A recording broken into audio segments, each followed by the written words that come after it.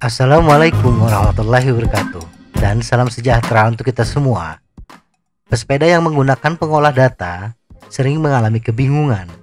Kecepatan rata-rata di Strava tidak sama dengan siklokomputer yang dimilikinya.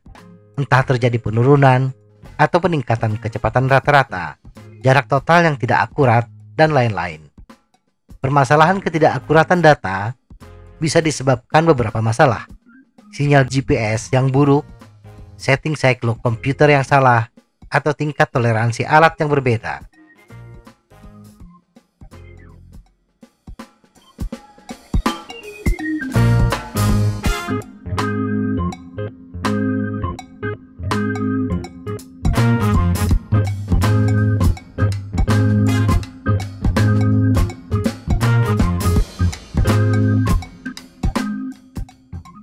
Kecepatan real time. Kecepatan real time adalah kecepatan saat sepeda berjalan. Kecepatan ini sama dengan speedometer pada kendaraan bermotor. Penghitungan kecepatan berbasis sensor kecepatan akan lebih akurat hasilnya dibandingkan kecepatan berbasis GPS seperti Strava, bila kita akurat menentukan keliling atau diameter ban yang diminta. Siklokomputer akan menghitung waktu yang dibutuhkan dalam satu putaran roda. Dan untuk mendapatkan kecepatan saat ini, keliling ban dibagi dengan waktu satu putaran roda. Sedangkan penghitung kecepatan berbasis GPS, seperti di aplikasi smartphone Strava misalnya, keakuratan bergantung kepada akurasi GPS. Akurasi GPS bergantung pada kondisi lapangan. Ketika bersepeda di terowongan atau melintas di jalan setapak dengan pohon yang rindang, GPS berpotensi mengalami drift. Drift adalah penyimpangan GPS. Dalam arti paling praktis adalah perbedaan antara lokasi yang sebenarnya dan lokasi yang direkam oleh penerima GPS. Penerima GPS tingkat konsumen seperti yang dibuat oleh Garmin tidak 100% akurat. Ini biasanya akan menyebabkan perbedaan antara lokasi yang sebenarnya dan lokasi yang direkam. Posisi pesepeda yang mengandalkan aplikasi smartphone seperti Strava tidak langsung dipantau satelit, tetapi berdasarkan posisi relatif kita terhadap tower BTS dari provider ponsel kita. Biasanya menggunakan perhitungan 3 atau lebih tower yang terlibat.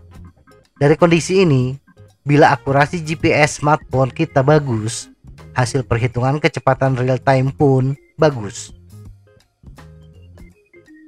Kecepatan rata-rata. Kecepatan rata-rata akan akurat bila bersumber dari data kecepatan real time yang tercatat per sekian detik.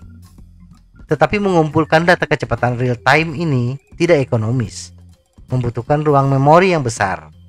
Maka alat pencatat kecepatan, baik siklokomputer atau aplikasi seperti Strava, menggunakan jarak tempuh keseluruhan dibagi dengan waktu tempuh keseluruhan. Akurasi jarak tempuh relatif akurat, baik yang berbasis GPS maupun sensor kecepatan.